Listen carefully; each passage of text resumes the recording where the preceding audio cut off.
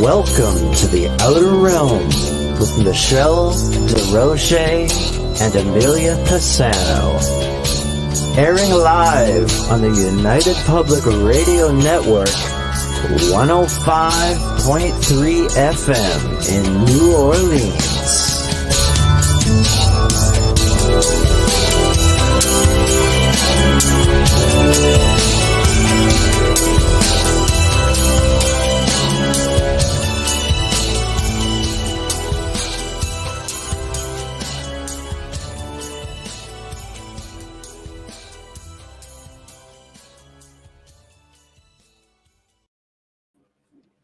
Good evening, everyone. Welcome to the Outer Realm. Happy Wednesday to you all. We are broadcasting live on the United Public Radio Network, UFO Paranormal Radio Network, 105.3 from the Gulf Coast and 107.7 FM from New Orleans. We are fully sponsored by the amazing people over at Folgers Coffee who have been a part of our journey since day one. So thank you, Folgers. We appreciate you so very much. Also, big thank you to Justin Snicker, a.k.a. Dr. Snick, the Sonic Surgeon, for his contribution of his time, his music, and his voice for the intro you just heard. He's an award-winning composer of Halloween, horror, sci-fi, and dark wave electronic music and can be found on all of your favorite music platforms.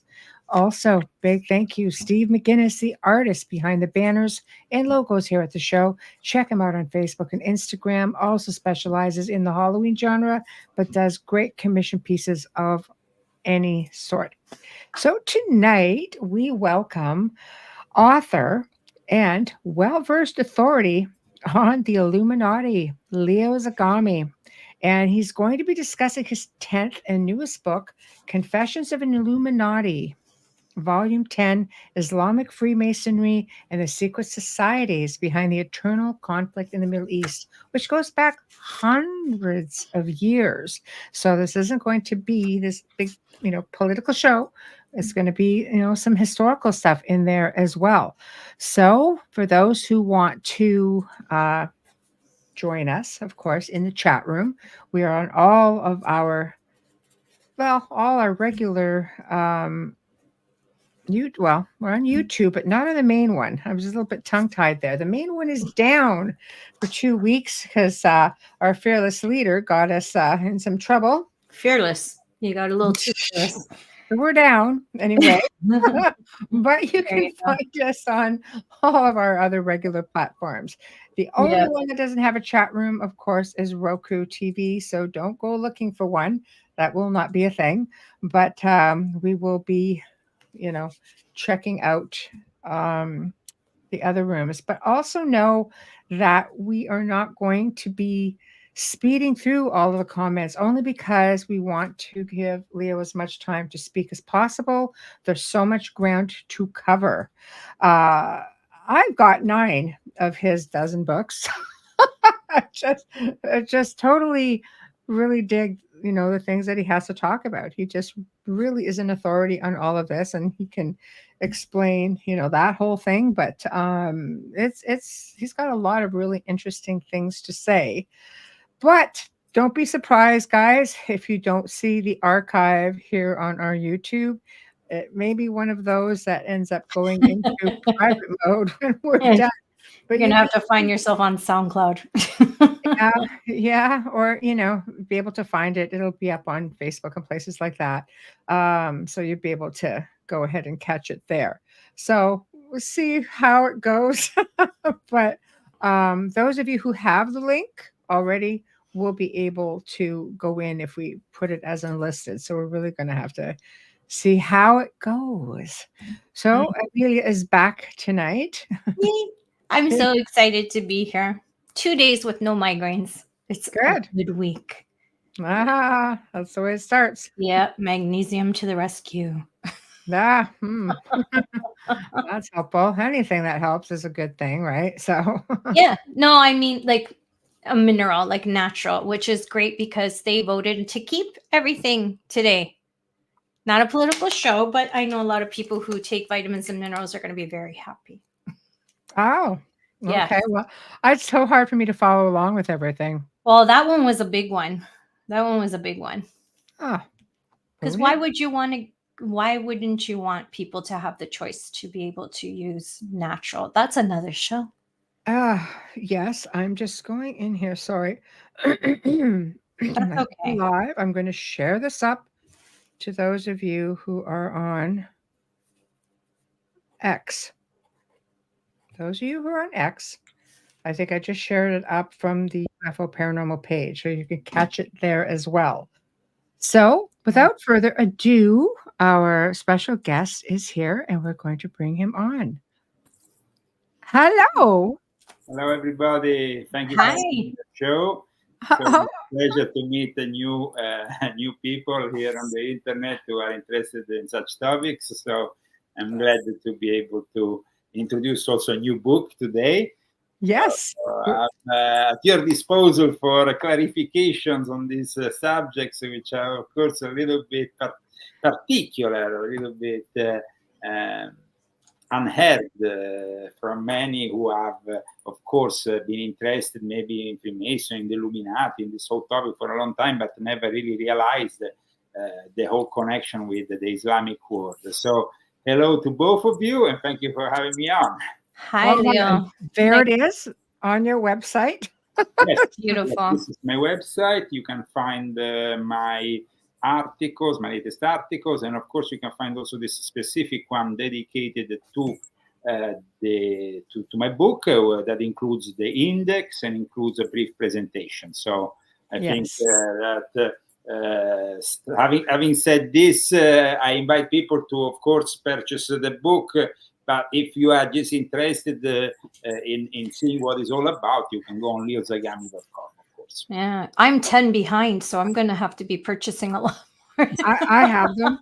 Yeah, I need to get on there. My goodness. I know. I have them all. They're great. They're great books. Great so books. You actually have many of my books. I do. I do. I just think that they're fascinating, and I think that people should maybe consider getting them because the information that you provide is, I don't think you're going to find it, in too many places, not to the depth of which you explain everything. You're very thorough. So, yes, I tend to mix the essay with also personal experiences that, of course, are part of my own work within the secret societies, within this secretive world, which I started to expose in 2006 on the internet. I soon realized that the internet is a pretty much a censored place. I mean, nowadays we have already 36 to 40% of what used to be the internet that has already evaporated into thin air. So I think that a book, a traditional book, of course, people can purchase also the Kindle if they want, but I'm very much into paperback books or hardcover books, but books that are actually physical in nature, because I think that a future where we might not be able to access anymore our digital files is possible. Also, with the increase of this artificial intelligence, ever so invasive and pervasive, who knows if they're going to start censoring left, right, and center. I think they are. I think they're well on the way to doing that. So I'm glad that we have you now. Hopefully, we'll be able to get through the show without any YouTube issues. But well, I will try to moderate my content in relation to the fact that you are on YouTube, because myself, I have a show on YouTube, and what I do is actually halfway through the show, I go on other platforms like Rumble X, and I, of course, carry on the discourse by maybe talking about things that here are not permitted. The algorithm has been ever so active since the 2020 elections, and later on with the pandemic. We had, however, censorship that has eliminated. Personally, I had 17 YouTube channels removed since then. Oh, that's Oh my goodness. crazy. Yeah, X doesn't censor anything, but if you upset a member of parliament, they will block you, and I know that. Yeah. It's I've been something blocked by a few. I have also the fact that my own personal experience, which is also having left Italy in 2019 for political reasons. I was persecuted over there for what I was writing, for what I was saying, and the Italian Constitution doesn't only act with the lawsuits that are civil for journalists and for authors. They are risking basically every day to be arrested because you Mhm. Oh my gosh. it's really a limitation in what you can write that in the end it was impossible for me to carry on my work. Right. And was this when Berlusconi was in power, or when Giorgia Meloni? Neither, because it was Okay. an in between. We had Berlusconi up until 2012. I Yes. was actually involved politically with him for a brief time, and Yes. and actually I participated to the 2013 elections. After that, though, I abandoned any idea of participating to the political discourse in Italy because I saw with my own eyes the corruption. Yes. Right. My Right. father was himself a senator, so I already knew more or less how the situation worked. But when I actually was directly involved, I saw that it was almost impossible. And so Berlusconi had asked me to stay active in politics until the next election that will have been in 2018. But I said, sorry, I have better things to do. I then participated to the so-called Pitchforks insurrection, which was basically a series of protests that were carried on in Italy for a number of months. But then I got into trouble with, of course, the government that was headed then later on by the Democratic Party of Italy, which is basically more or less like the Democratic Party here in America. And those leftists hated me so much they locked me up. They tried to even lock me in a mental asylum, and they wanted to then force me some weird injections and stuff. I had to get 3 lawyers involved. I believe it, especially them. I was successful in getting out of Italy and coming here to America in 2014. And in 2014, in fact, I signed my first contract with the CCC Publishing in San Francisco. And at that point, I was able to translate and publish my first 5 books here in the English language. But of course, I was not yet living here. I had to go back to Italy. And once I went back to Italy, I started to be persecuted even more once I became the president of Italians for Trump, which was the first organization to support Trump, actually since his primaries outside of America. And it was very successful. We were very successful with Italians for Trump. You can still find probably articles on all the various Italian media. We did some very important events when he took his oath and so on. But that increased also the level of persecution, which in the end became quite dangerous, not only for me, but also for my wife, for my family. Yeah. And I get my family to risk. I can take the risk and the pressure, but why should other people also be threatened? Absolutely. Absolutely. In 2014, and I was, like I said, they tried to bring me to basically force me into abandoning politics by bringing me in a mental asylum, basically. They broke into my home. The police then interrogated my wife like she was some criminal with pointing lights at her, like she was. It was completely. It was a nightmare, and so that's why in 2019 I moved here 5 years ago exactly, and arrived here in Palm Springs. Is the place I've been residing since then, and now on March 12th I became an American citizen. Auguri. Very nice. Yeah. I'm no longer Italian. I formally renounce also to my Italian citizenship because I don't believe in dual citizenship. Mhm. Oh, I don't either. And I think that should be mandatory in government, but that's another story. It is mandatory if you have, for example, a position of responsibility in government or you work for the federal government, then you will have to renounce to any dual citizenship. Not in Canada. Not in Canada, not in Canada. Mm.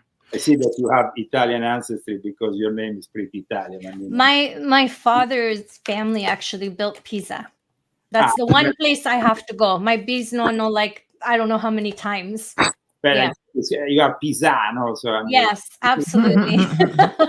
Yeah, literally. And that's the one place I haven't seen yet, so I need to go.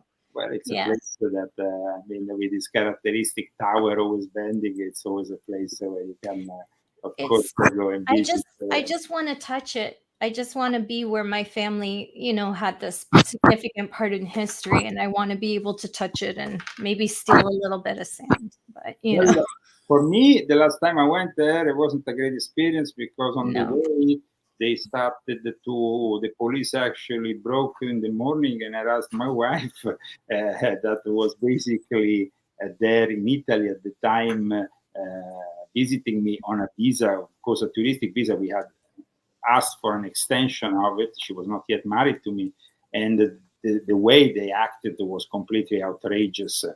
And it was done, of course, on purpose because of me, my work. So that's why people see Italy and, of course, see Europe as a very nice place to go on holiday. But let me tell you, it's nice if you are American, if A you tourist. are a tourist. But Yeah. if you are actually living there, you are subject to laws that are, I mean, for me, draconian and anti-democratic and absolutely intolerable. So I hope to go and visit again now that I'm American, but it will be as a tourist, of course. Yeah. Which would be nice. So, for people who aren't familiar with you, Leo, you are an authority on all of this. Anything that I've read, I'm like, nobody knows more than this man. So, can you explain to people a little bit about your background and why you decided to pretty much just come out and lay it all out on the line? Because, like you mentioned, it does put you and your family in a degree of danger. 2006 and 2008, when I started my exposure work, I was living in Oslo, Norway, and because of the exposure work, I ended up being accused of espionage.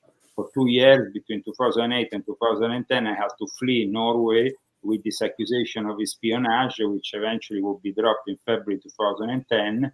But of course, it was a big burden on me, on my family, because I also had all my finances frozen and everything. When you are accused of espionage, is a pretty serious accusation. Like I said, the accusation was unfounded, and of course, it was dropped. Norway at the time had as Prime Minister Jens Stoltenberg, which is the current Secretary General of NATO. I, of course, had exposed one of his ministers who I found in one of these satanic lodges of the Ordo Templi Orientis in particular. And so they didn't like me. And eventually, because also of my former wife, who was a Muslim, but she was also collaborating with the Clinton Foundation, I ended up with an accusation of espionage.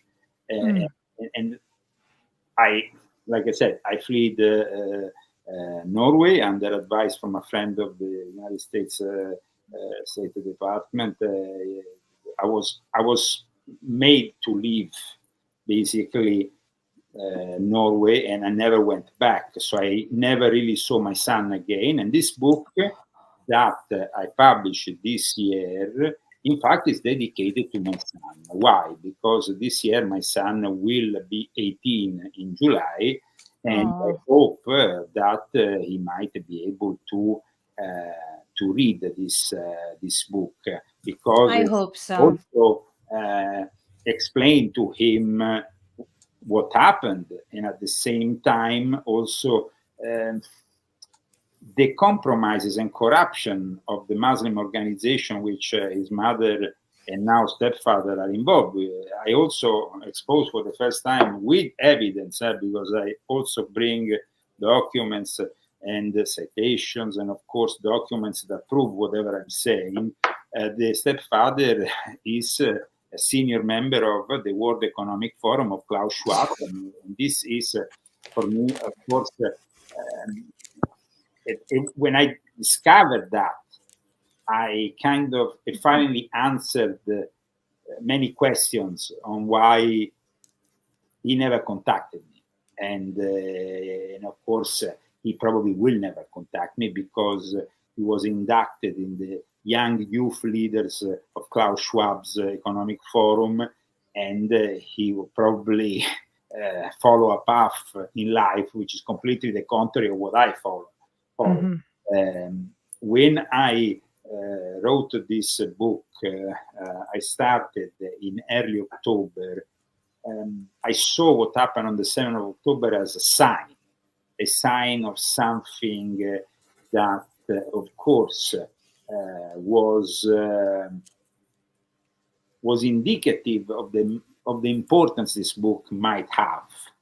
Right. So I'm glad to see that the book now is going well, because this book is the first book that explains not only the connections, like I said, between the Freemasons, the Illuminati, and of course their counterparts in the Muslim world, but also in this complex situation, we see that things like 9/11 are not only a product of the last few decades.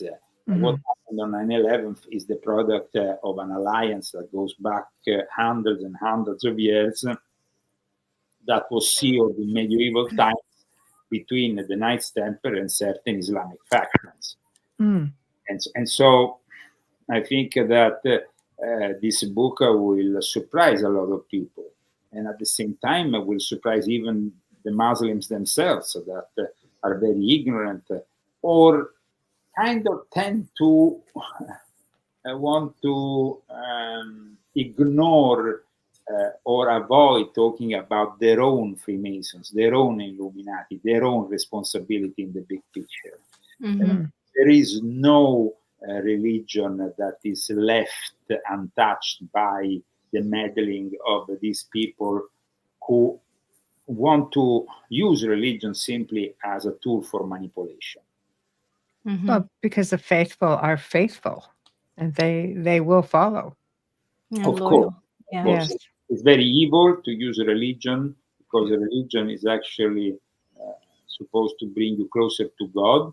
But when you see what a lot of religious institutions, I'm not talking only in the Muslim world, but also here in the Christian, just everything, yeah, evangelists or a bunch of crooks or many other Christian denominational sects that, of course, even within the Catholic Church, have dedicated themselves to criminal activities that have damaged those people who have believed in them. And even the Pope himself had to apologize at times for these wrongdoings. And of course, at times the apology is not enough. And it's never going to be enough, especially when you're talking about abuse and you're talking about child molestation. All that is completely intolerable. And murder.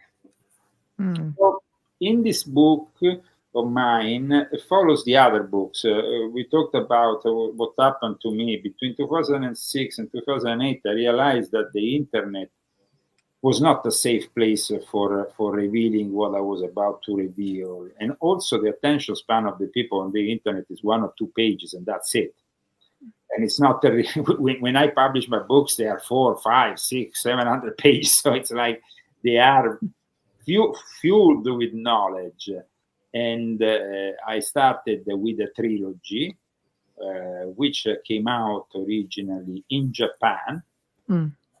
Then it became more than a trilogy when I saw that there was a good response. So I went on publishing other books also in Japan. I published 6 books in Japan. And then I wanted, though, to publish, of course, these books in Italian, because I was residing at that point. I had left Norway. I was back in Italy, and I wanted to do something also there. The Vatican was very scared about this. The Vatican was very scared. In fact, they contacted me and they offered me money to not publish these books in Italian, to just publish in Japanese. They said, you know, cares about Japanese. They basically told me, nobody reads Japanese. For us, it's not a problem if you reveal whatever you want in Japan.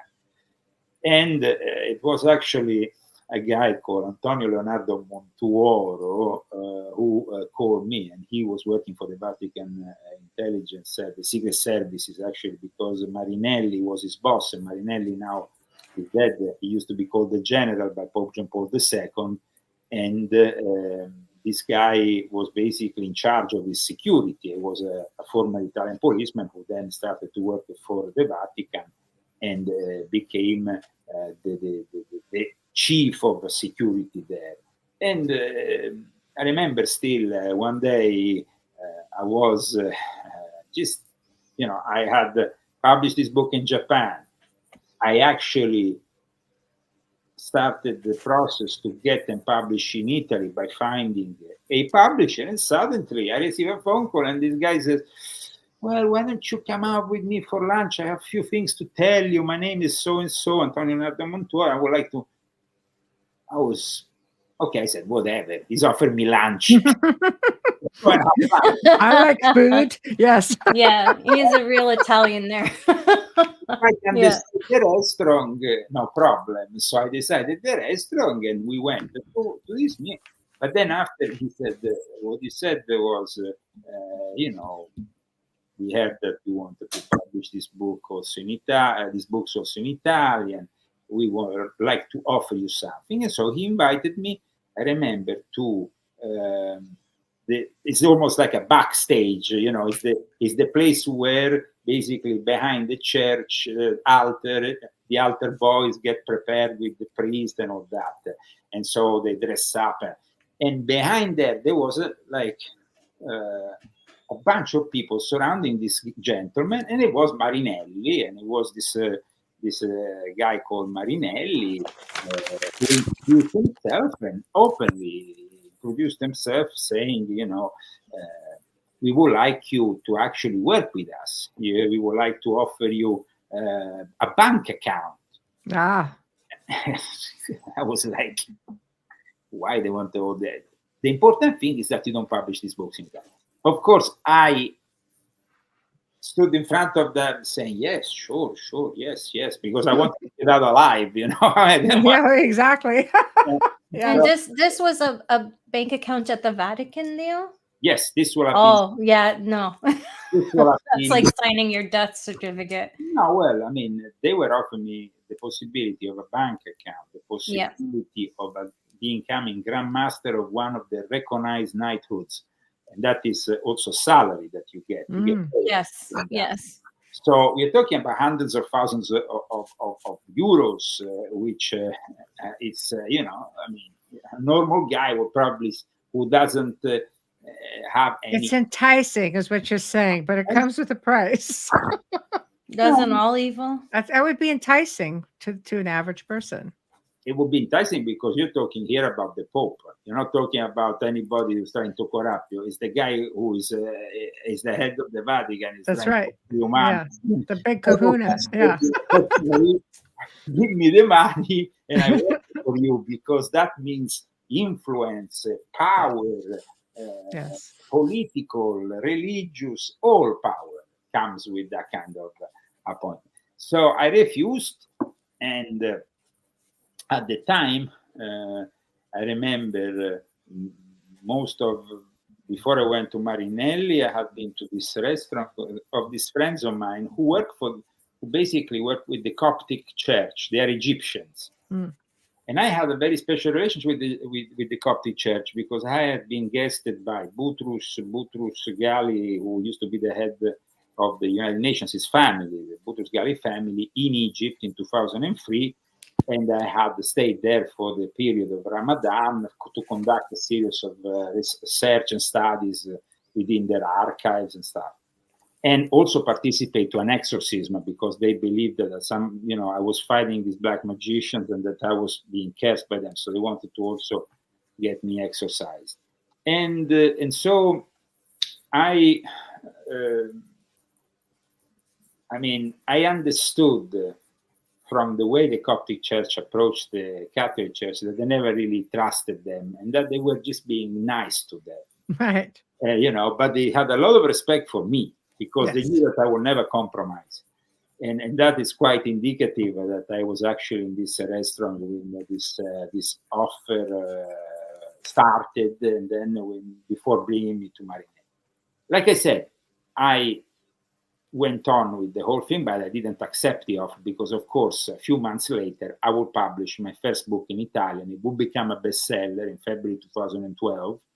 The actual publisher was astonished because he had brought out only 1,000 copies, and after 2 days he calls me and says, "We have sold out. We need to have a permission from you to publish more."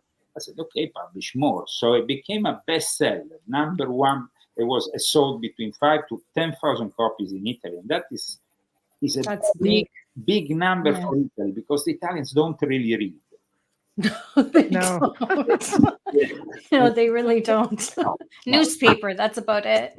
That's about it. So to find my book in every train station and everywhere I went in Italy was a big thing.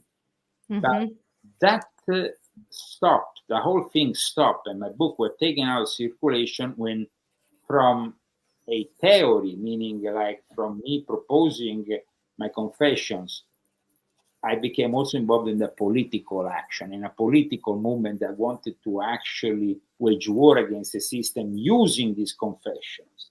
That was too much for them. Right. And so that was when they really realized that they couldn't control me in any way. And so goodbye bank account. Berlusconi had brought me on TV. I was actually promoting my books on TV. So, I mean, it was going very well. Berlusconi gave me the possibility with Italia Uno, one of the teachers. It was actually his son who brought me in this TV show called Mistero. And so everything seemed going well. But, I mean, I should have gone along with what they said. And I didn't want to go along with anybody. And so the fracture started there, and I continued to publish in the Italian language when I went back to Italy after signing my contract in America in 2014. But it was completely different what happened after, because my books were difficult to find. There was a bunch of bookshops that didn't want certain books because they said that they were criticizing the Pope and they were Catholic and didn't want to have anything to do with my work. So the Confessions of an Illuminati in Italy, I published basically only 5 volumes of my confessions in Italy. Here we are at 10 volumes. So it's like there's a bit of discrepancy, a bit of difference there, but it's due to the fact that I was highly censored. My confessions of an Illuminati are basically the whole history of what I call the Illuminati, which is a vast network of secret societies, not only the Illuminati of Adam Weishaupt, including their practices, the secret practices, the names of the people involved today, yesterday. So, I mean, it's about the past, but it's also about the present. So I actually show documents, photos to demonstrate that I was involved, who these people are. And this was really heavy stuff. So I remember that after was during my brief political attempt in the 2013 election. Soon after, I received a communication by the Italian police that notified me that volume 1 of my confession was basically under investigation. And actually, they detailed me the photos and the people involved who wanted me under investigation. So they were quite open about it. But it was also very scary because I didn't imagine that they would resort to that. I didn't imagine that they would openly investigate me using a magistrate and all that. I thought, I didn't think that they could arrive to that level of corruption. Instead, they did. But that validates your work. Well, because there's something to look for. And there's a reason why otherwise they would just dismiss you and ignore you entirely. But that validates your work. Absolutely. Yeah. But you see, then at that point, the Italian judiciary is also known for their very long proceedings that go on for years and years. Yes. And that cost a lot of money, because at that point you have to employ a lawyer, and you have to pay him for every single time you are in a court and all that. And so it becomes an expensive thing. Mm-hmm. Fortunately, I had lawyers who collaborated, who were in my lodges, because I used to be a Freemason. So I had my own actually lodge in Italy for a long time. So the cost was moderate. It wasn't too excessive because of that. And of course, I thought I could trust also these lawyers because they were close to me, even if I'm a little bit doubtful about some of the proceedings. However, at one point, I had to go in front of a judge. And I still remember, going in front of this judge. And I mean, the first time it was in Perugia, which is a very Masonic city. And I remember arriving there 9 o'clock in the morning, and there was a guy in front of the entrance. He had a compass and square here at the entrance of the court. And I went to my lawyer and said, "What is this? A rigged court? What the heck?" Yeah. Because the day before, I had actually given an interview on a local paper saying that this court case was a farce, and that basically my book, these people, it was a grandmaster from Calabria and a sovereign commander from southern Italy, which were basically connected with the 'Ndrangheta, which is one of the. I'm Calabrese. Yeah. That's why I was thinking when you said that. Well, I'm from Messina, which is Sicily. But my husband's Sicilian. I can't stand the Calabrese because of what they did to me. And I have a very big problem with it. I hope you don't hate me because I'm Canadian. It's like the fact that the mafia has taken over even the Cosa Nostra, and they have become really influential even in sports. That's why Calabria is so poor. Yeah, unfortunately, because it's all about these mobsters and making money with drugs and making money. Yeah, the only region with a highway. There's a lot to look at there. Yeah. So these two gentlemen, one was a grandmaster from Calabria, the other one actually was a sovereign commander who worked for this Calabrese Freemason, but he actually was from Naples, which is another town full of mafiosi. Yeah. And I mean, I even have myself a little bit of Calabrese blood, because of course Messina is the last city before you go through. And then yes. No, but in any case, this guy wanted me to bow down to him, kiss his ring, and he will forgive me. I said to my lawyer, "Tell him to screw himself." I'm not going to make it clear to your mafiosi grandmaster that I'm not bowing down to anybody. In this whole confrontation, I still believed with my lawyer that the Italian justice will ultimately prevail. I don't know, I was maybe naive. However, when the court case was moved from Perugia to the northern of Italy, because my lawyer found he found that the book was actually published in northern Italy and not in Perugia, so he didn't know why they had to bring me to Perugia, and the judge had to agree to transfer the whole procedure to the place where you actually published the book, which was near Monza. Mm-hmm. Monza is Berlusconi territory. Yes. I have friends over there. And I thought maybe, I arrived though, I remember, to the court, and I see that the judge basically and the master were like best friends. The guy was going in and out of the court before the procedure starts, like he was at his house. I was like, shit, this is really corrupt. And when I started to give my own testimony about the book and about the accusations that were moved against me, because the accusation was the judge says, you have exposed this Masonic group like connected to the Vatican and the secret services and you and the Ndrangheta. I said, yes, but that is the truth. Because in reality, there was a witness that is under police protection because of his revelation on the Ndrangheta in 2016, who had said that this Grand Master was also the worshipful master of a lodge in Cosenza for the Ndrangheta, for the mafiosi. Yeah. So I was not just, and I had been in this obedience. I knew the people, so I knew what they were about. So my accusations were not out of thin air. I had a direct experience, In fact, they had to confirm that I had been in their lodges, this and that. And this was confirmed. But when I actually, at one point I said to the judge, to be honest, this kind of thing should be sorted out by a Masonic court, because we are all Freemasons here. And this is not something that should, in the Masonic traditions, if you have a confrontation, it ends up in a Masonic court. You work it out amongst your brotherhood, basically. Yeah. You work it out in secret rather than in public, because otherwise very inconvenient things might come out. Well, at that point, I want to know about those inconvenient things. The judge went berserk against me. Yeah. You don't want to respect Italian law.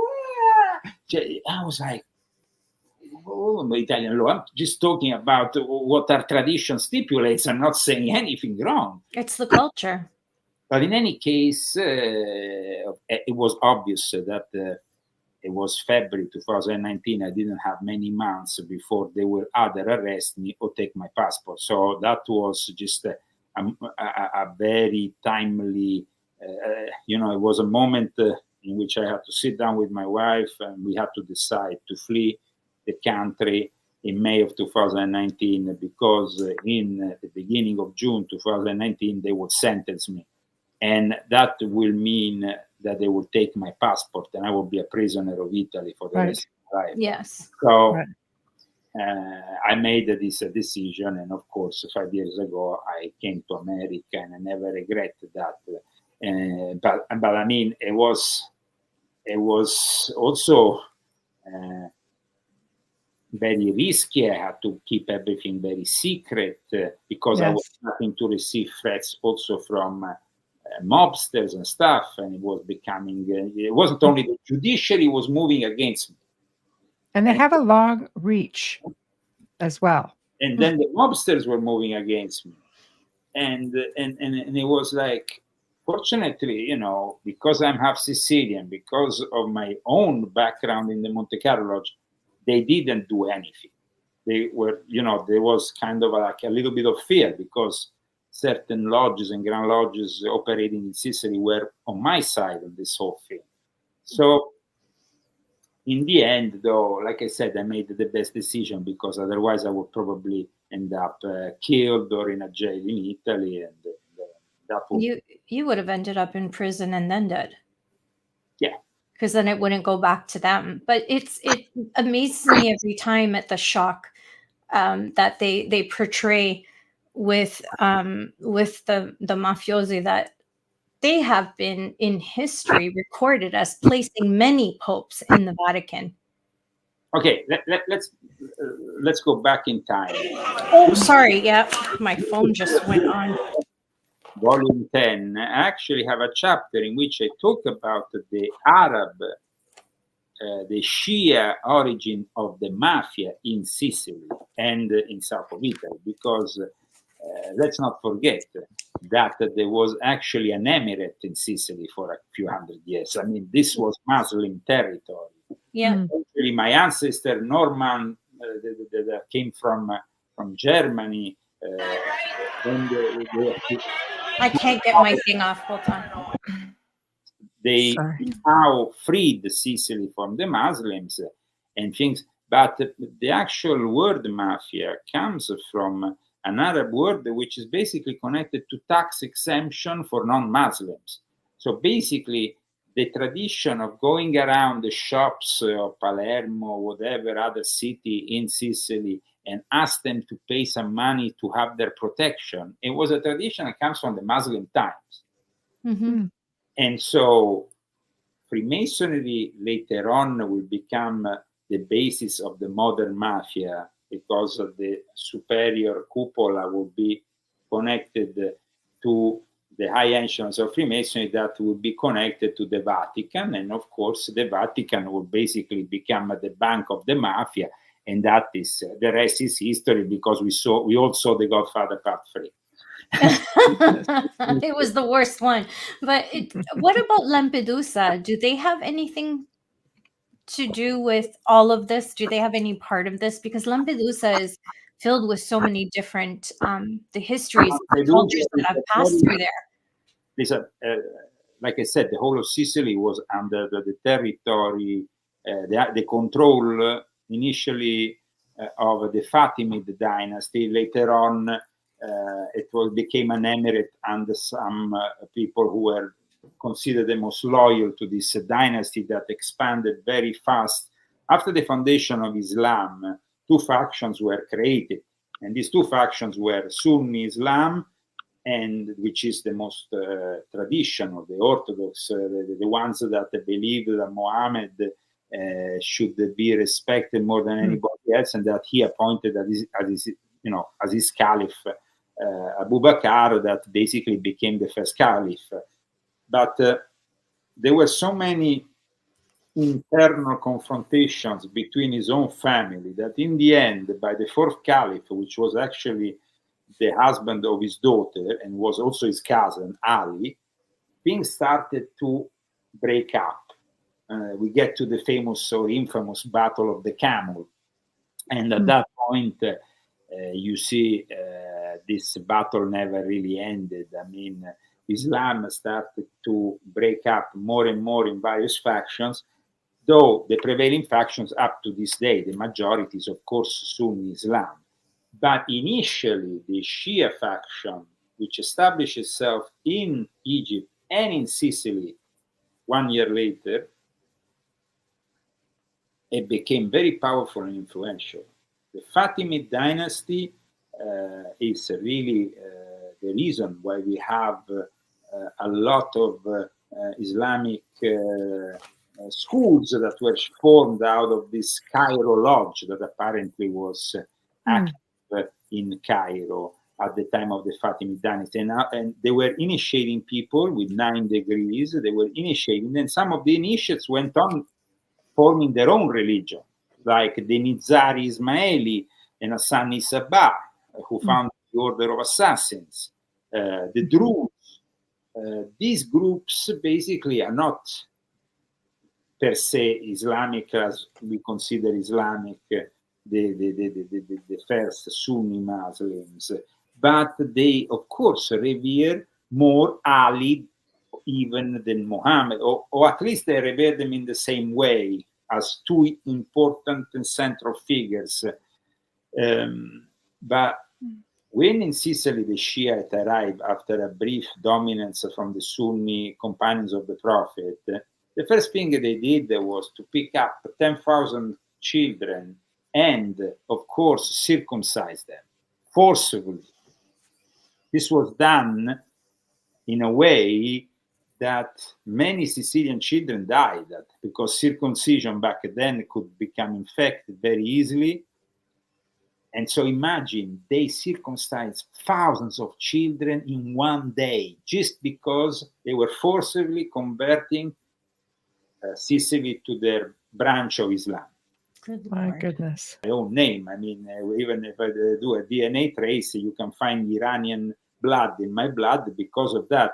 My family, that partly comes also from the Ali Kudi, which is a small island. You talked about Lampedusa. Lampedusa is down here, closer to Tunisia. Yeah. Ali Kudi is with the Aeolian Islands on the other side. The other side. Okay. Yeah. Ali Kudi is called Ali Kudi because Ali. Yes. It's the Rock of Ali. So it's basically Zaham, my ancestor Zagami Zaham, was the fiercest pirate of this Shia who was going around cutting throats left, right, and center. So he arrived to this little island, which was considered in antiquity a little bit cursed, because during the Phoenician war against the Romans had arrested thousands of Phoenicians, and they put them on this island to die because this island didn't have any water. So this island, of course, imagine, has the spirits of these people residing in it. In fact, I remember my father telling me a lot of it. My father was a psychiatrist and somebody who was very knowledgeable about the paranormal because he had been working within academic circles. And he was telling me the most extraordinary stories about these ghosts that were living on the island. Like Poveglia. Mm-hmm. Yeah, there were strange stories. Yeah. Yes. Yeah. The Phoenician ghost. But having said that, Sicily was definitely a Muslim stronghold. Like most, Calabria was a Muslim stronghold. So, I mean, we are talking here about the whole of south of Italy being a Muslim stronghold for a long time before it was liberated. And the mafia comes really from this tradition. It's like unfortunate that we have this legacy, but it's not really our own legacy. It's not a Christian legacy. It's a Muslim legacy. Yes, and you see it in the culture and the food as well. When you travel in the southern regions of Italy, you can see the Arab influence and the Muslim influence in the food. In Sicily, they still make couscous. Yes, I do too. My husband is Sicilian. Northern Africa, basically. Yes, it's very nice because it's like the best Italian food. It mixes I love it. Yeah, the best Middle Eastern, let's say, all the tendencies of the great foods that you have in the Northern Africa with Italian, and so it becomes a place where you have this explosion of taste and thanks to them we have arancini with saffron. Thank you. My wife, who is herself born raised in Brooklyn, and she's from partly from Naples and stuff, she also has a Calabrese blood. She definitely has a way of cooking also Italian food, because here when you are in America, you never really find the same things, and so you have to adapt sometimes. But I must say that now import is growing, so you find the elements. I think it's where you are too, because if you were in New York, you'd probably find a lot more. It's where the Palm Springs, because of Frank Sinatra, who deemed this to be his own city. Yes, but Frank Sinatra was born in New York. This connection with the Italian that basically established here in Palm Springs are now a very strong connection. Yeah, the Italian Americans did what they could. They got there really early. The Italians in America, they were there in the early 1900s, so they adjusted. Yeah, I had some relatives who left more than 100 years ago from Sicily, and nowadays they did very well here in America. Of course, they started from New York and then they spread for the rest of the United States. But going back to what I've been writing in my book, because of course the subject of today, the Fatimid dynasty then considered itself to be the descendants of Fatima, the daughter of Muhammad, and Ali. So this was the way they presented themselves. The founder basically was called Ismail. He was a guy who was an Ismaili Shia, and basically there was also another group that was connected to the Maghreb region there in Northern Africa. And like I said, they conquered Egypt in 969, and then its provinces, and then included in its peak North Africa, Sicily, the Red Sea coast, Syria, Palestine, Yemen. It was a very vast land that the Shia managed to conquer. After that, and after the end of the Fatimid dynasty, the Shia will never have all this territory. Today, the Shia are restricted to Iran, Iraq, Syria.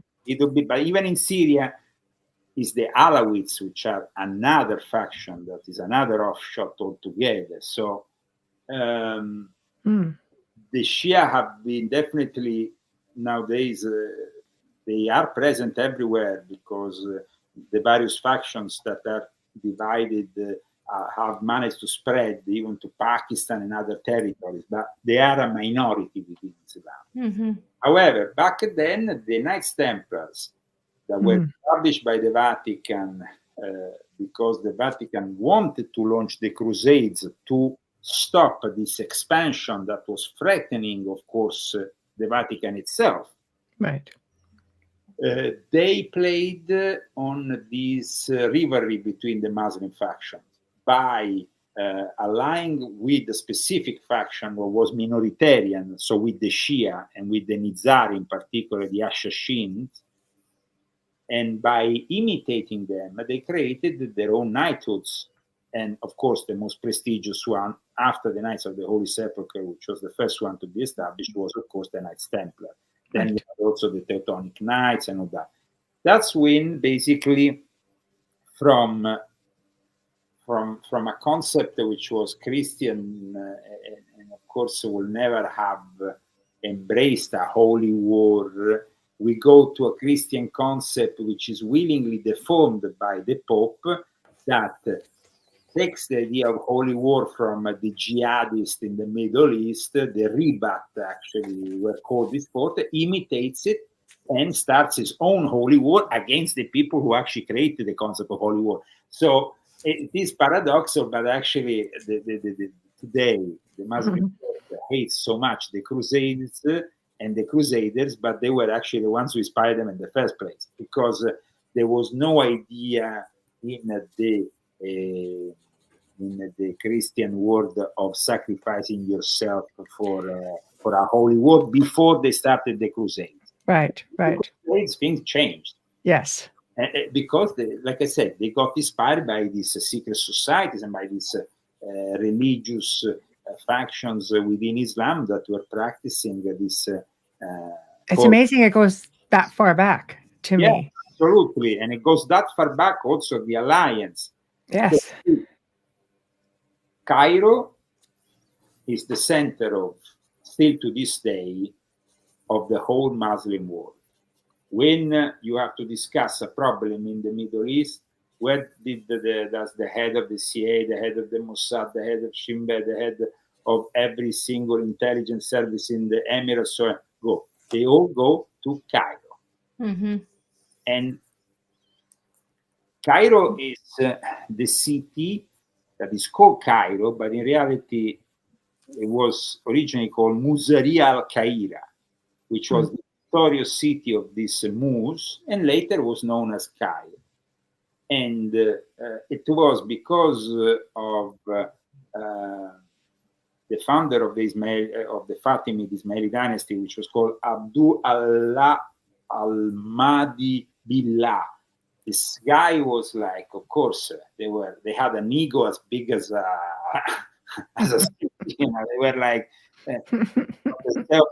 almost as demigods, even they were actually working within an idea of monotheism, which will not be embracing that kind of thing. They really portrayed themselves as touched by God and making the work of God. So the Fatimid dynasty lasted between 909 to 1171 and included from 910 the Emirate of Sicily or Fatimid Sicily, which took over control of Sicily from the Islamic Sunni dynasty of the Aghlabids, which had originally conquered Sicily already in 827.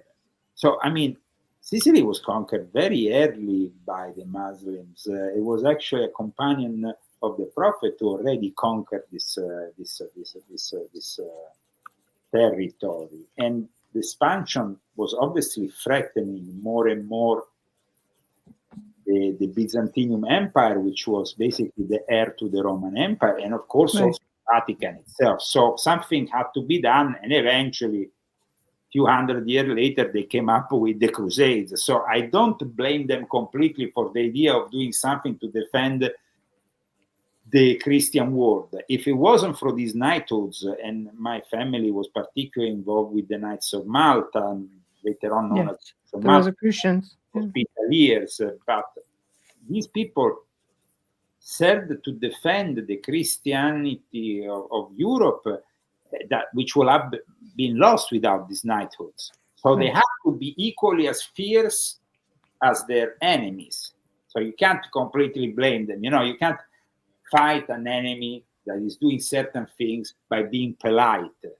Oh, I will give you the other cheek. Yeah, no, it doesn't work that way. Weren't there many connections between the Knights Templars and the Muslim? Because the Muslims had Knights Templars, and they shared a lot of information as well, did they not? Only sharing information. The Right. thing is that when you are initiated into Freemasonry in the high degrees, especially in the ancient accepted Scottish Rite, that from the 30th degree onwards is basically a form of Templarism, but also in the York Rite that has the Knight Templar degrees, and in other rites of Freemasonry which are also very much entrenched with Templarism, like for example the Swedish Rite, the rectified Scottish Rite. There is a variety of rites. Why? Because in Freemasonry, at one point, they decided to separate the Templarism from the craft, meaning the actual guilds, which are said to be the origins of Freemasonry, because of course Freemasons were building the churches, and their knowledge was transmitted. But in any case, the connection is right from the start. When the Vatican sent its emissaries to Syria in particular, Syria, present-day Syria, they discovered that the Assassins. The Assassins were the sect founded by somebody, Ashani Sabah, who had been initiated in the Cairo Lodge during the Fatimid. Then, that's why we go through the expansion of the Fatimids, the establishment of the Calibids in Sicily, the powerful Fatimids initially appointed these Calibids rulers via proxy in Sicily, but they were all part of a tradition that emanated from what Nesta Webster called the Terrible Lodge of Cairo. And it was basically a lodge in which outwardly they will use religion to dominate the masses, but inward they will be only worshipping pure science and reason, like Illuminati do, because they believe they are demigods, they are their own God. So this Cairo Lodge became very influential, and in fact eventually will found the House of Knowledge. It became one very important center of a university, very important in the Middle East, that became a competing university to another center of the Illuminati in the Middle East, but not of the Fatimid dynasty at that point, but of the competing factions, which was in Baghdad, the House of Wisdom. So these two factions were born out of rivalries within the Muslim world. When in 1071, 1072, Palermo fall, Messina fall, the Normans took over Sicily. Then at that point, of course, the Muslims were kicked out of the south of Italy. They were kicked out of the south of Italy. The Sacred Roman Empire established itself very firmly as Christian and wouldn't let these Muslims anymore, because otherwise they were coming to Italy all the time. They would just take a boat, go and raid and rape and loot this city or this other city, and then go back to their own place in North Africa or in the Middle East. That was not possible anymore, because when the Sacred Roman Empire established this hierarchy and these knighthoods that were very fierce,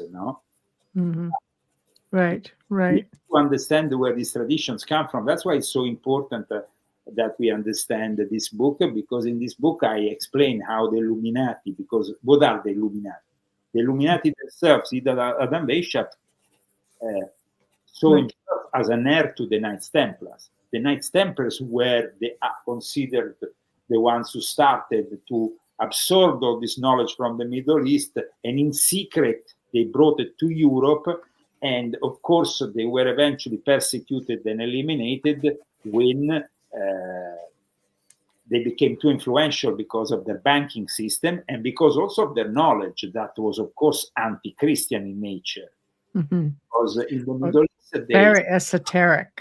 Very esoteric. And when it comes down to this book, for the first time, I show a discovery made in a Templar church between Syria and Turkey, which is the cross of Baphomet. It's Mohammed with a beard and a turban and a cross. Now, this is a complete heresy for the Muslims today, and that's why this cross, after being discovered, was taken by the Turkish authorities to a depot in Istanbul and never showed again. And I was able to have a photo of it from the Grand Master of the Sufi Gerai Alveti, the late Gabriele Mandelkano, who was also a Freemason.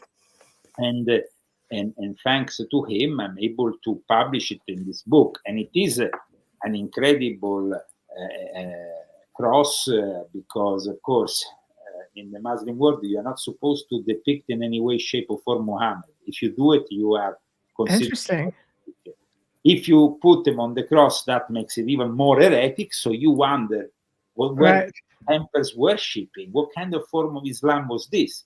Well, the Muslims that made their alliance with the Templars were no classic Muslims. They were not traditional Muslims. They were actually Muslims who had their own esoteric teachings. Yes.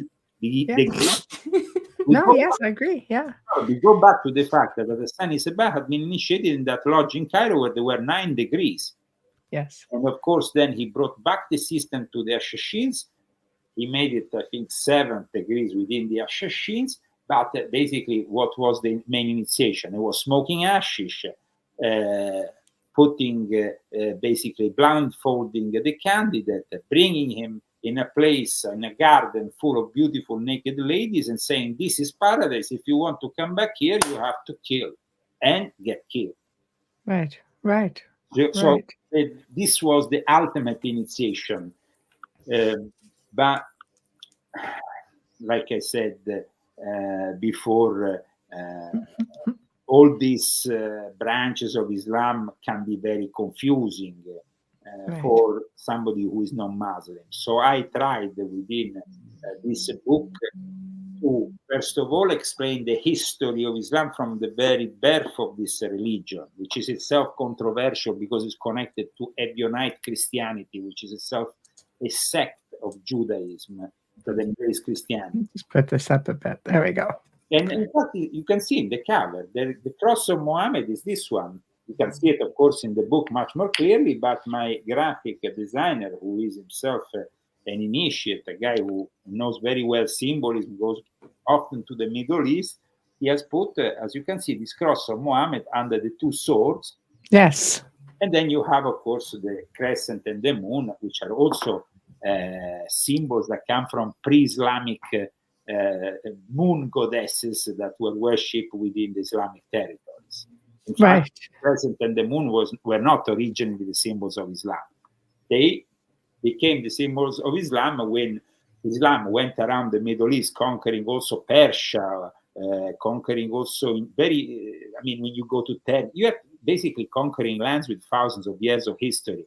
And these thousands of years of history couldn't just be eradicated. You couldn't just eliminate them. And that's also where I think a lot of the factions of Islam come into existence, because they are also representative of pre-existing beliefs. When the Muslims went out of their Arab, Saudi Arabia, present-day Saudi Arabia, basically, Mecca, Medina, and all that, and they started to expand in places like Persia, they were expanding in ancient Sumeria. They were expanding in the home of the original Illuminati. These people picked up the Quran and said, what is this? This is garbage. Well, it's not garbage. You have to accept it because these people are conquering the whole place. Not accept what they're saying. They might slaughter us. So let's find a way to, their teachings, maybe in a secret sect that adopts Islam outwards, but then in reality maybe keeps certain Gnostic teachings, certain Zoroastrian teachings, certain Manichaean teaching. So all this is explained very well in my book. So you have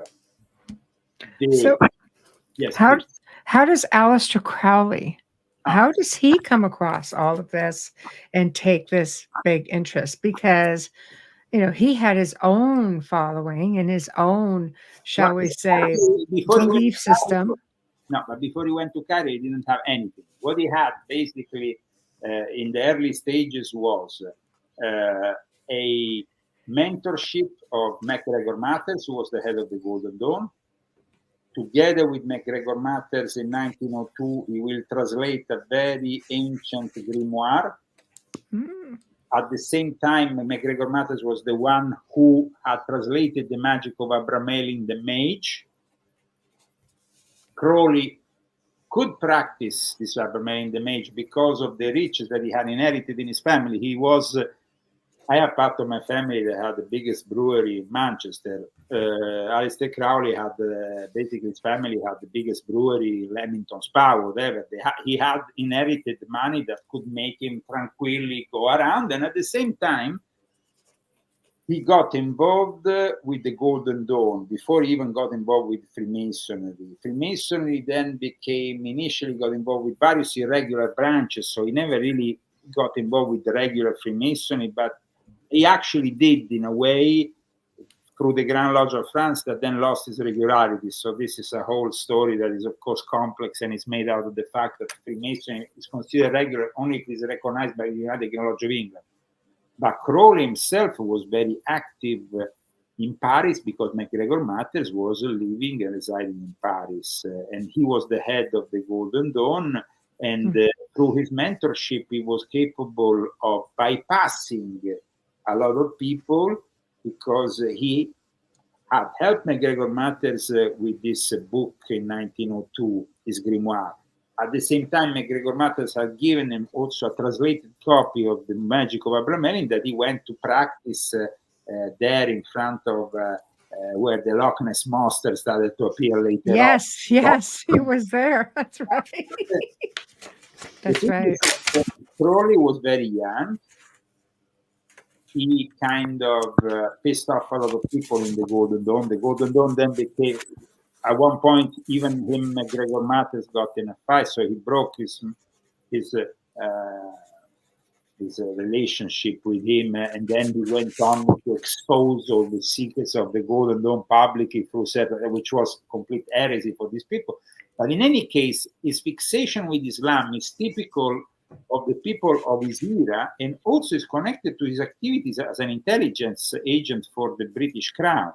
The British Crown had an enormous empire. Empire back then had a prevailing religion, which was actually Islam.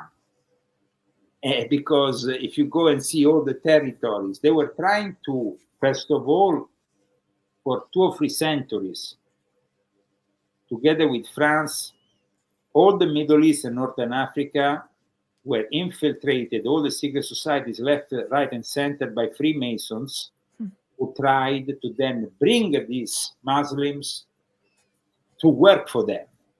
And in that situation, there were people, especially I talk in my book about Jamaluddin al-Afghani.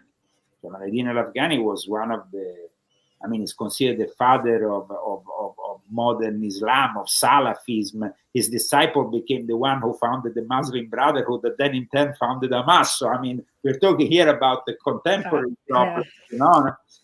So it was actually the Brits, together with these Muslim factions, that eventually will rehash the tradition of the Ashashin and the original jihadism, the fierce jihadism of the Ashashin, which wasn't really based on the traditional Sunnah, but it was a bit more dwarfed and twisted, because Ashashins give birth to the word assassins. So, and also it's taken from Ashish.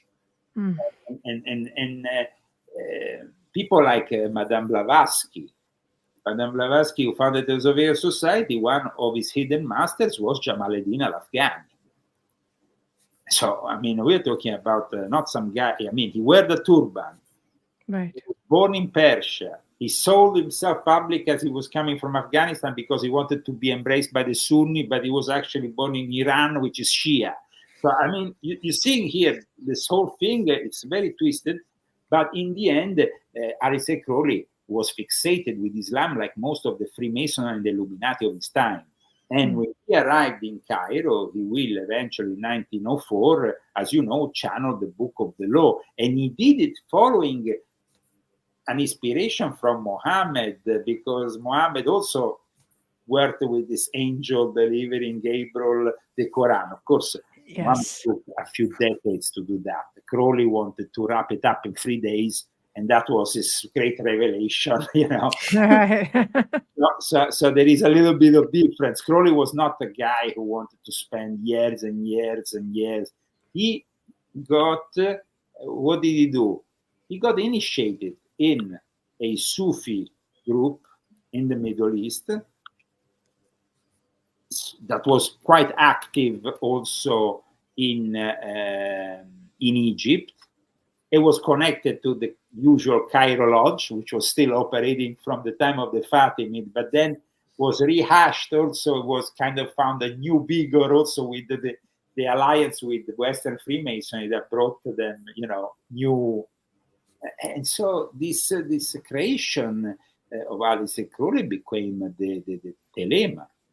And it's actually it's quite incredible, the whole story of Crowley and its relationship with Islam. And that's why in my book I dedicated a whole chapter to it. And it's like, I actually cite from the initiations of the OTO to show how the OTO, which is the Ordo Templi Orientis, which Crowley didn't found. The OTO was created by a guy, by two people, Theodor Reus and Karl Kerner, and it was actually a creation of two people that Karl Kerner died in 1905. He actually was a very rich, I think he created some kind of pharmaceutical compound and stuff. So he was very rich. He had worked with Theodor Reuss. Theodor Reuss was a German secret agent, an Illuminati. He had worked on the refounding the Illuminati with Leopold Engel in 1888 in Dresden, between 1880 and 1888. He had a tremendous culture, and they were connected to a guy called John Yarker in England. Crowley basically was contacted by the Illuminati because apparently he had revealed a bit too much in his books. When he started to publish these books, Crowley upset people, and so they knocked at his door and said, well, you might have revealed the secret of sexual magic. Right. That was something that in Victorian times nobody was allowed. No. Nowadays you can just go on the internet and find whatever. Yes. The Karl Kerner founded the OTO after having journeyed through the Middle East himself, and he says that the three people that inspired him were basically a couple of Hindu tantrics and a Sufi mystic called Soliman ben Haifa. So even the OTO had this thing. But Crowley's passion for Islam precedes his entrance in the OTO, which will eventually bring him to rewrite the rituals of the OTO. Because the OTO was a paramasonic organization born out of the Egyptian rites of Freemasonry, and it was too similar to Freemasonry. So the Freemasons basically told Crowley and Reus to rewrite the rituals because they couldn't have. When Crowley came to America and started to spread this OTO, and he appointed this and this other person, they told them, listen, these rituals need to change because they're too similar to Freemason rituals. So he said, okay, let's transform them with the Middle Eastern Islamic touch. And there you find, right at the entrance, right at the start of this in the Minerval degree of the OTO, when they took my blindfold, I found Saladin, a guy dressed up like Saladin in a tent. Yes. And yes. Then further on in the third degree, you have Mansur al-Alaj, which was this very controversial Sufi who apparently in the end had his head chopped off, and his head became very powerful and worshipped in secret by the Sufis and apparently also the Knights Templar. So, wow. So in this book, definitely you have a lot of Crowley and Islam. And I think that people will be kind of fascinated to discover how much Crowley was connected to Islam.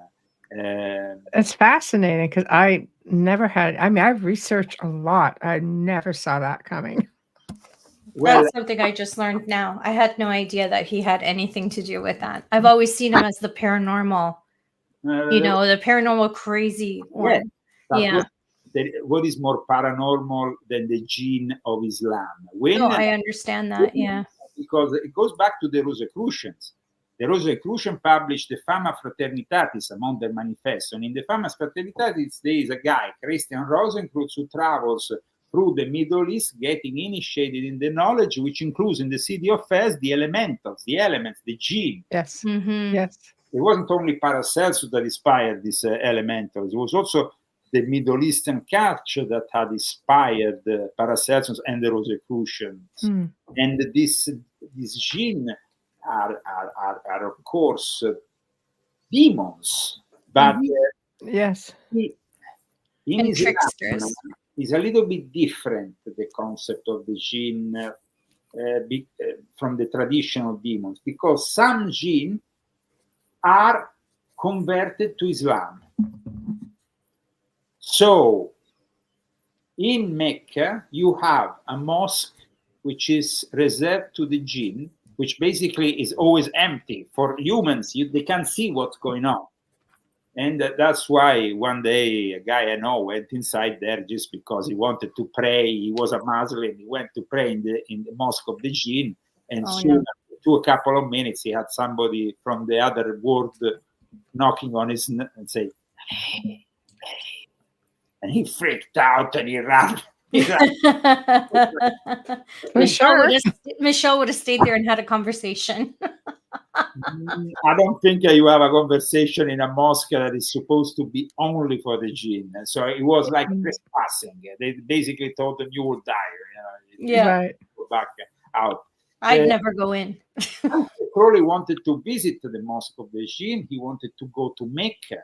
He wanted to pass for a Muslim. So he landed. He was initiated in a Sufi order. He went through he tried to learn all the ways of Islam because his ultimate dream was to go to Mecca. He never managed because he was just too white, too English. His Arab probably wasn't good enough. They would have probably saw him immediately from a mile away that he wasn't a Muslim, that he was a weirdo. Big weirdo. Just a little. They never went. But it's interesting, the whole history of the Muslim Baphomet cross, the cross of Muhammad, which I told you before. This photo came to me thanks to a guy called Gabriele Mandelkan, because at the time I was having a discussion with members of the OTO who were basically had published a few years prior to that an essay about the possibility or not that Baphomet came from the word Muhammad, and they were still theorizing all this. But they said the ultimate Baphomet is Crowley. How can it be Muhammad and all this bullshit? And at that point, Gabriele told me, "Okay, show them the picture and silence them, because this is Baphomet. This is Muhammad on the cross, and this is from a Templar church. And with that, you can silence them." Wow. And actually, I silenced them because they were shocked. They were like, "Okay, but where did you get this?" And I said, "This was given to me by a guy who's a very serious guy. He was receiving a Nobel Peace, not Nobel Peace, another Nobel literature. I don't know what, right. But he was a very regarded as a very important person. Gabriele Mandelkan visited John Paul II. I mean, it wasn't just it was the Grand Master of the Gerai Helveti, which is a very influential Sufi group in Turkey. Right. And so they were completely shocked that I had, because up until the publication, and the only publication of this cross, which I show in my book, you can find it only in the Dictionary of Islam in Italian, and it's a very rare book that now is sold for hundreds and hundreds of euros. And so nobody has this image. And of course, I show not only the image from the original, I showed the image that he sent me, and I show also an image of Gabriele Mandelkan wearing the 30th degree sash, because he himself was a Freemason. So I show everything, and I say, "Okay, you want, this is the truth. And this is how it is." And also, this is the reason why this cross is not shown publicly because, of course, they will bomb the museum after two hours because you can't put Muhammad on a cross. It's considered an heresy, but it is a truth. Right. Oh my goodness. Right. So the Knights Templars had allied themselves with these heretical Muslims to fight the Sunni Muslims. And the alliance consisted in basically the Knights Templar paying the assassins to kill representatives, including Saladin. He had two attempts against his life, Saladin. Which is crazy. From these assassins. And then these assassins were really vicious. I mean, the Grand Master was appointed after he would kill the Grand Master before him. So you will become Grand Master only if you kill the Grand Master before you. Right. I mean, that is pretty weird stuff. I mean, you're not appointed Grand Master, with a great thing. Okay, I appoint you Grand Master. No, you have to kill the Grand Master before you want to become a Grand Master. Wow. Yes. So, wow. I think that regardless of the cross and crucifixion concept in Islam, which is, by the way, a more esoteric, because at that point you're not putting Muhammad on the cross because the cross represents him going on the cross for you. There is no such story. Right. It is the cross as an esoteric symbol. And it's a very different, and that's why then the Baphomet of Eliphas Levi, the Baphomet that now becomes paraded around the Capitol hills of America by the Satanic Temple, it is actually a symbol of Hermetica, no? What is below is above, and all that. In reality, has some esoteric similarities with the Muhammad on the cross, because it was symbolic of something highly esoteric. It's all about symbols. It's all about symbology. Absolutely. Everything is in metaphors and symbols, and you just have to read between the lines, so to speak. Absolutely. And there is, of course, also the idea that the Muslims have of Jesus, which is a completely different idea because they never send Jesus on the cross. Right. They actually employ a teaching which was Gnostic, doctrine. Yes. And a transfiguration that basically avoids Jesus to go on the cross, that somebody else goes for him, because they will not accept the crucifixion. So let alone the crucifixion of Muhammad the Prophet. That means they will come down to you. It's convoluted. It's convoluted. You go from Templars being Gnostics, you go from the Gnostics down to the Essenes, down to the Templars. And did they not worship Moloch? Right? Also, is Moloch not sitting in the front of the Vatican right now? Also, I mean, if we go back in time and we see what these Illuminati groups that were pre-existing in the Middle East were worshipping, of course they were worshipping a series of deities, including Moloch, Baal, and the gods. Imagine this: the main city for the Illuminati in the Middle East, which was in today's Turkey, was Harran. Harran were the Sabaeans, and they were worshipping Hermetes Trismegistus, but at the same time they became a secret society which inspired the Western Illuminati, the Brethren of Sincerity, which basically then became a very important part of the Baghdad House of Wisdom. So it is, of course, nowadays it's very wrong to have this concept that the Illuminati are, the Illuminati, the skull and bones in or maybe you can find those on WhatsApp. No, but the Illuminati even of Adam Beis, it is erroneous to think that the Illuminati started 3 centuries ago or 4 centuries ago. They have been around forever. Their mystery schools go back to ancient Egypt. Yes. I was just going to ask you about the mystery schools. Yeah. You're in my head. In fact, in my book, there is a whole chapter dealing with the Rite of Memphis and the way that Freemasonry, speculative Freemasonry, was embraced so much in Egypt was especially through the Rite of Memphis, which today is actually considered in America an irregular rite. It is regular in Europe because the sovereign sanctuary of the Memphis and Mizraim is actually in Perugia. My friend Giancarlo Seri is the Grand Hierophant, and he's actually working with regular obediences.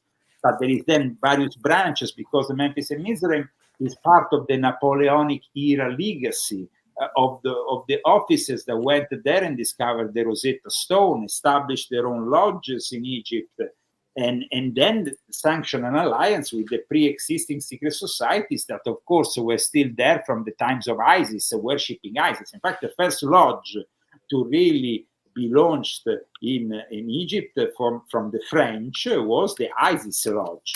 So today, instead, we have the ISIS as terrorist, but in reality, even the ISIS terrorist, it's not the acronym, of the Islamic State of Iraq and Syria. No, that is a kind of a cover-up. In reality, it's based on ISIS. Right. It's the moon. I mean, we go Right. back to the symbol. Right. And in ancient times, it was the goddess Sin that became Nanna, the goddess, that was the goddess of the city of Aran. Everything was about the goddess back then. So when they founded the Isis Lodge, Napoleon Bonaparte and his Illuminati in Egypt, they basically understood that they could befriend. Napoleon himself was an Illuminati, and of course, he put his brother in charge of Freemason, but he understood that to befriend more people and use them in a better way, you will have to respect the religion, but then mixing socially in an international brotherhood. So respecting, of course, the Muslim religion was very important. Napoleon didn't always manage to do that. At one point, he kind of rushed off and bombed a mosque, so that created some problems. But they founded a lodge which was the Isis Lodge that, of course, adopted the mysterious rites of the priest of Isis, the sister and wife of Osiris. And of course, Memphis, which is used to be located south of the Nile on the West Bank, about 24 kilometers, which is approximately, I guess, 16 miles or 15 from Cairo, became the place, the ancient capital, where the mysteries were carried on of Isis, of Serapis, and that's why it was basically called the Rite of Memphis within Freemasonry, because it was starting to absorb this knowledge. But however, I show also in my book that the Rite of Memphis and the Rite of Mizraim, that then became united as Memphis and Mizraim, in reality were founded by Sabbateans, Jewish heretic Sabbatean, Frankist. And so we go back to the heresy of the heresies, the heresy that was actually brings us back to Moses. So when he carried out of Egypt the Jews, he brought also a bunch of magi, of Egyptian magi, witch doctors, so on, that converted to Judaism after they saw the power of Moses. That was so powerful, Moses, as they say, even the magicians, the high priest of Egypt, some of them converted and went out with him. They form what the Jews call the Erev Rav. And apparently they are the roots of most problems within Judaism, because, of course, the first thing they did was to build and worship the golden calf when Moses went up the hill. That was the first. Yes. The first. Yes. Then apparently they reincarnate also regularly in a certain number. And in Judaism teaches who the Erev Rav are. So there is a specific knowledge dedicated to this group of heretics. And they always come from Egypt. So we go back to the tradition of ancient Egypt. But the Memphis rite was also, of course, started to spread after the Napoleonic conquest in Egypt, because the Egyptians saw in the Memphis Rite like bringing back their own mysteries. So it wasn't like something external, something they couldn't. I mean, when you bring Freemasonry to the Middle East, you had to adapt it to their own knowledge, their own mentality, their own thing. You know? But they're miles ahead as well, aren't they? You couldn't bring something that was also overly Christian or overly, so they had too much elements of Templarism or so on, because they went back even further back than that. So right, but the Muslims, I mean, it's a much older belief system than Christianity as well. So it would be hard to ask them to conform. Okay, ancient Egyptian religion is a much older. Muslim religion, Islamic religion is more recent, though the Islamic religion is born after Christianity. It has definitely absorbed, like I said earlier, a lot of pre-existing knowledge. That's why we have the Islamic Illuminati. That's why later on this Islamic Illuminati will eventually form an alliance with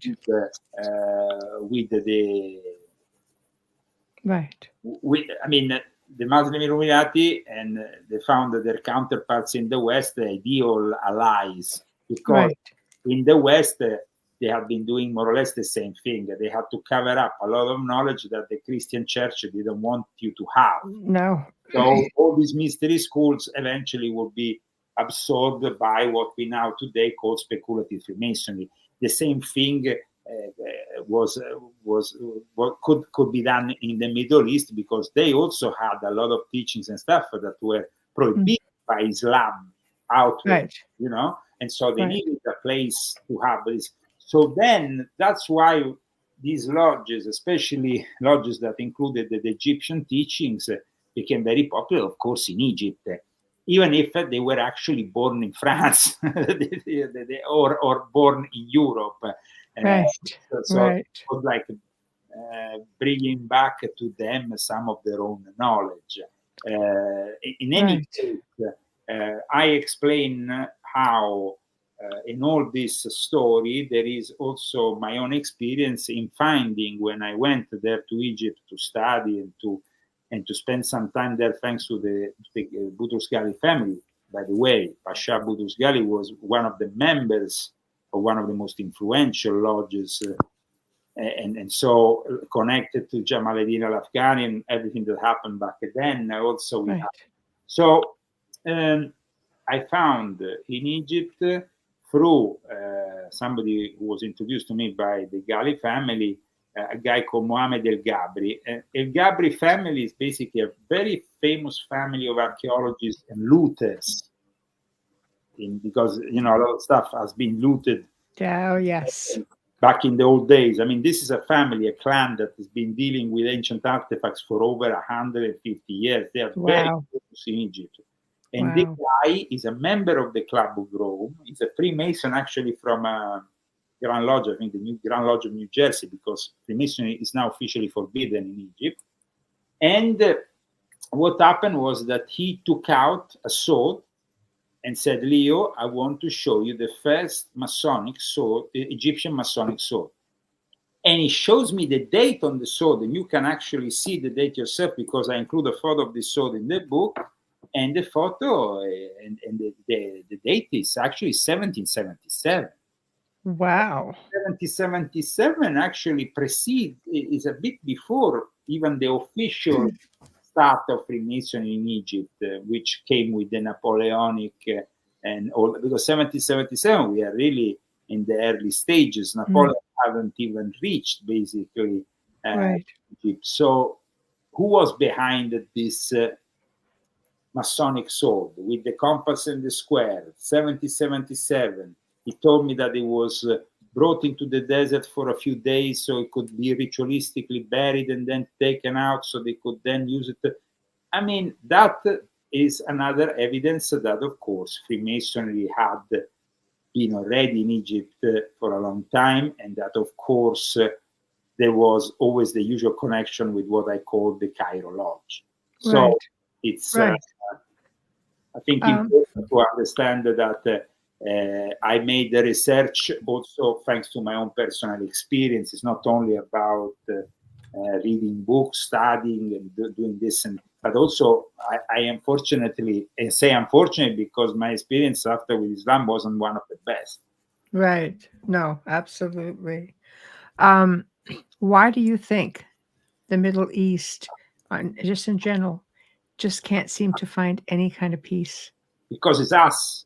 It's the Western Illuminati that want anything in the Middle East. It's very, it's like 1,000 years ago when the Knights Templars were playing the different factions of Islam one against the other. Right. We are basically in the same situation. What happened was that basically Islam could have been modernized, but instead, while the Western world became involved with Illuminism, and then gradually we had the Industrial Revolution and everything that came out of it, and of course a modernization of our culture, they actually, with all these connections, with all these secret societies in the Middle East that were connected with Freemasonry here in the West, they managed to put one against the other and to basically sabotage any attempt to modernize for real this country. Right. When I said Jamaluddin al-Afghani is considered the father of Islamic modernism, but the guy, if you go and see, is an hypocrite. He's a guy who actually said it very clearly. Religion needs to be used to dominate these idiots. We don't care about it. This is what basically he was saying. And then today, when you go in the Middle East, you see how revered he is and how these people say, oh, Jamaluddin al-Afghani, what a great Muslim. Yeah, what a great idiot you are. So, I mean, it's like, and why? Who was behind Jamaluddin al-Afghani? The British intelligence. He had 2 British handlers. He then made the deals also later on with the Tsar. He was brought to Russia. I mean, here we're talking basically about, and then we have, of course, this function of the House of Saud, the Saudi Arabia basically is in their hands. Another British controlled reality. It's business. The Wahhabi, we have the North African, Algerian, Moroccan, all connected to the Grand Orient of France. Even the founder of modern Algeria, he was initiated in Egypt. I talk about it in my book. But if you go to Algeria and talk about it, no, he wasn't. Oh, a Freemason. Freemason. So this is the hypocrisy here of the Middle East. And this is a book that is going to shock a lot of people in the Middle East, and it's about time they get shocked, because they are always pointing the fingers on, yes, the West, the Crusaders, the Freemasons in the West, the Illuminati. Yeah. And you and your own Freemasons, your own Illuminati? About that. That's deep. It's a big rabbit hole, I think, that you can go into. Questions, I tend to go very deep into the rabbit hole, and that's why I would suggest people to actually start with this book, because it can be read without having read the other one. Oh, I'll be getting it because it has to go with its companion books. I'll be getting it as well, because the last half hour I was a little bit lost. I'm like, thank God there's a book. You have intrigued me very much, and I have friends who were born and raised in Cairo, and I will be getting them a copy as well. So I think it's important for both of us to read it. Absolutely. And I actually said in this book, what about my friends in Cairo? I wrote in this book that this would be of great benefit to my friends in Cairo. And because in my personal experience, and they can actually see, this book, the last photo that I included in this book is basically me on top of the ship of the Gali family. He's back there on the Nile. Yes. And this was the day in which I was shown the lost eye of Nefertiti, which now is in the hands of the Brotherhood of Luxor. And Jamaluddin was a member of the Brotherhood of Luxor. And back, everybody sees this one of the most famous images of Egyptian archaeology brought into these museums is, of course, in Berlin, I think at the moment, is the Nefertiti bust, with that classical image. Yes, the one in Berlin. There is Yes. a missing eye. Yes. And they offered a lot of money for the missing eye when they discovered it. Where is it? Where is it? And these guys arrived on the ship. They had a briefcase.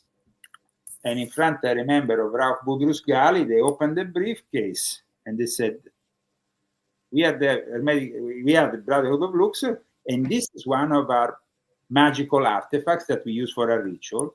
And it was the Eye of Nefertiti. And so I think that will shock a lot of people. Oh, yes. I'm thinking so. It's my own personal experience, and it's actually documented. Right. For that reason, I'm glad that this book is coming out now. And it was really a sign, like I said, at the beginning of me putting together a book. It takes a few months to actually put together a book, Right, right. But it's not a coincidence that the week after I start, we have the tragedy of the 7th of October. Right, it's all an agenda. It's all planned. Yeah, but it's a synchronicity. You are moving with a synchronicity, Yes. And so I think that this book that wants to bring people to realize the compromises of all parts, because, the evil side of Zionism, where it's coming from, the Sabbatean Frankist in the Jewish world. That's a big one, Zionism and the one world order. Zionism wasn't always evil. Zionism was born as a nationalistic creed that was infiltrated by the Sabbatean Frankists, who made it into a labor Zionist socialist nightmare. So, and this happened just a couple of years after Theodor Herzl founded the first world Zionist Congress in Basel in Switzerland. So what about one world religion? What's it? One world religion and the Antichrist. Yes, and chapter 4. There's a whole chapter here, and of course That's a big one. Everybody wants to know about. I can't anticipate everything because otherwise people will not read my book anymore. Well, no, we don't want you to give everything away. No. There's 700 pages. I'm sure you didn't. Yeah, no. We're just slowly coming up to the top of the hour. I want to go out with a bang. In a nutshell, the one world religion of the Antichrist is connected very much with Sufism. Sufism is appreciated today by a lot of people in the West who are very naive, right? While instead they should open their eyes to the reality of Sufism. Because before we had the Salafi jihadism, before, of course, the Freemasons of the West manipulating the ones of the Middle East manifested this monstrosity, which then gave birth to the Muslim Brotherhood, Hamas, ISIS, Al-Qaeda, and everything else. We had actually a manipulation of the Sufi brotherhoods from Northern Africa in particular, which was also deemed to stop those movements for independence. So basically, the secret societies were always manipulated. And Sufism, though, today is perceived, especially by the New Agers, as a peaceful thing with the poetry of Jalaluddin Rumi, with everything, the dances of the whirling dervishes and all the rest. While instead I show in my book that the reality of Sufism is actually a very different one. And it's going to be probably a spoiler alert here for the book, but definitely this revelation of the dark side of Sufism is of great importance because it kind of opens the eyes that there is no real side of Islam that we can really trust 100%. Wow. And of course, there is also good people in Sufi, in Islam, people that deal with God directly, and they are, regardless of the organization, they have a relationship with God. And those people actually are sincere in their belief. Right. Yes. But then you have so much manipulation. Where you have organized religion, where we have sectarian divisions, we inevitably have manipulation, and of course it becomes diabolic and satanic in nature, and it gradually brings you away from God rather than closer to God. So the societies that I describe in this book behind the eternal conflict in the Middle East are not helping mankind, and this attempt of bringing the one world religion is out of interest to control people. So when the Pope signs his human fraternity document with the Imam of Al-Azhar, then goes after the Encyclica Fratelli Tutti also to visit in the middle of the pandemic Shia world of the Iraq to also make the alliance not only with Sunni Muslim but also with the Shia, and goes and celebrates in the ancient city of Ur, which basically gave birth also to the city of Haran. This is basically the Illuminati telling us that they are preparing for a religion that is not built around the faith of the people, but around the interest of these religions in controlling the people, which is a very different thing. So thank you for having me on today in this show. I think that we have given definitely an idea of what this book is about and the importance of this book. Oh, so honored that you came on. Sorry? So honored that you came on. I just love that you've shared all of this knowledge. And I have no doubt that this book is going to be as fascinating as all of your other books. And Volume 9 is also a fascinating book because Volume 9 is about continuing the trilogy which are dedicated to Cyber Satan, which is Volume 6.66, Volume 7, and Volume 9. And Cyber Satan is manifesting also through the algorithm. And in Volume 10, of course, the algorithm is an Arab creation because the name algorithm comes from the Arab who founded it, who was also the inventor of algebra. Of course, we can say one thing about the Muslim world. They have preserved and offered us a lot of knowledge, but unfortunately, after their golden age of Islam, which was made out of conquest and absorbing other people's cultures, they were not able to evolve. And today we see that the Emirates in particular, which are Wahhabi and have a lot of money thanks to the rich oil resources that have made them so influential, they want to invest a lot of money in the artificial intelligence, in robotics. It's almost like that genie that was let out of the bottle from them, because without them, this knowledge will not have arrived in the West, and we will not have arrived to manifest certain elements in our own culture that, of course, nowadays offer us this technology that we are using. Yes. So the problem is, I think, that Islam didn't evolve because of these secret societies, which have way too compromises, and also because of the interest that the Western world had in not making them evolve, because by leaving them in a constant state of third world hunger and all the rest, they are not evolved. They will not evolve. No? And to actually manipulate them and making sure, like they did in this diabolical way for Freemasonry in the Middle East, to actually, instead of making them evolve, while Freemasonry in Europe, in America, was making people more modern, in the Middle East, it was actually bringing them back into the Middle Ages. So that is unfortunate. People think they know everything about. There's a lot of followers of Freemasonry. You want to know like the history, but it goes so much deeper.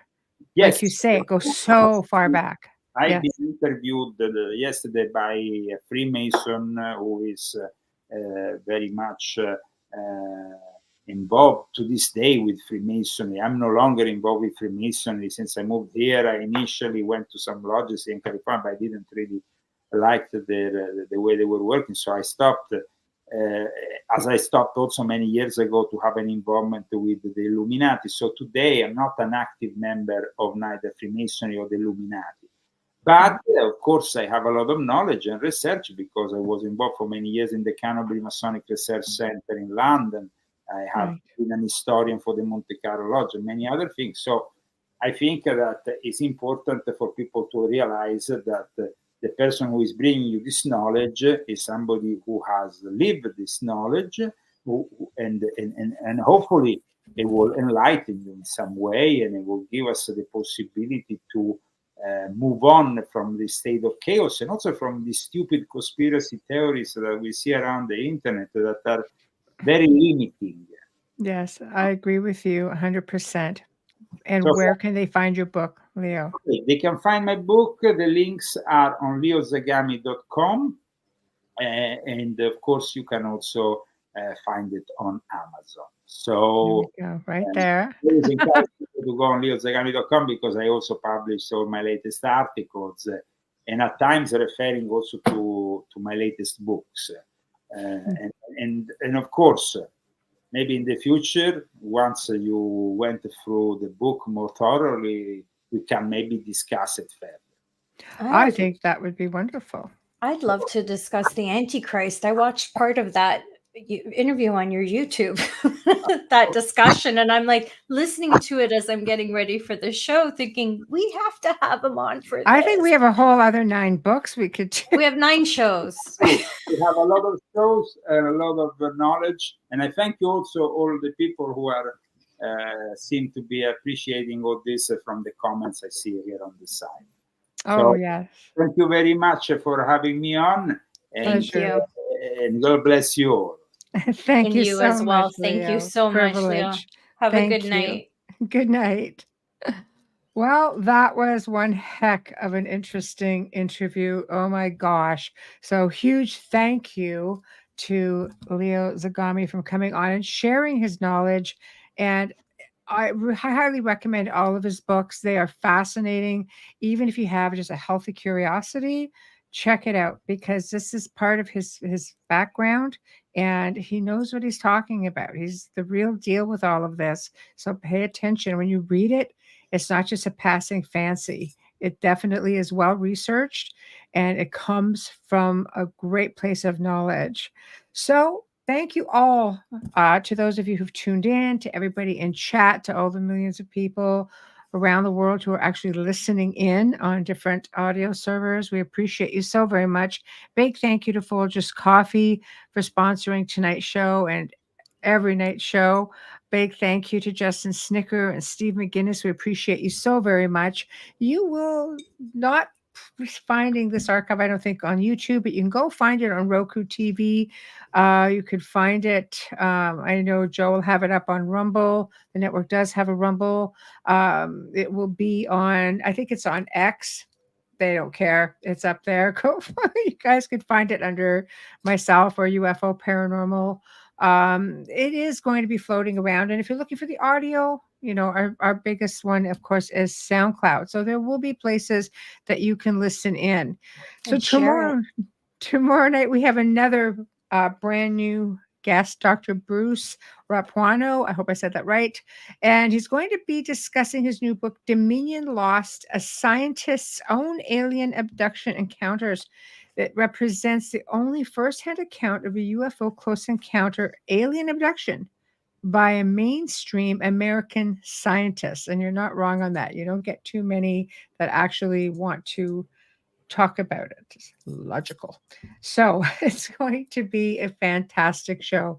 Amelia, anything you want to say before we sign off? No, I'm like I'm gobsmacked right now. So like, seriously, I need the book. And I feel like this is a really, really worthy and generous book that he's written. And you can keep that as reference. And it's something that you're going to go back to and have many conversations about as well.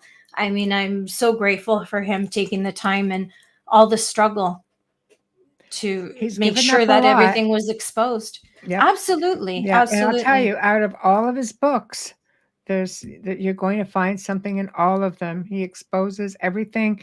He's very upfront about everything at a great risk to him and his family. Yeah, and he lived it.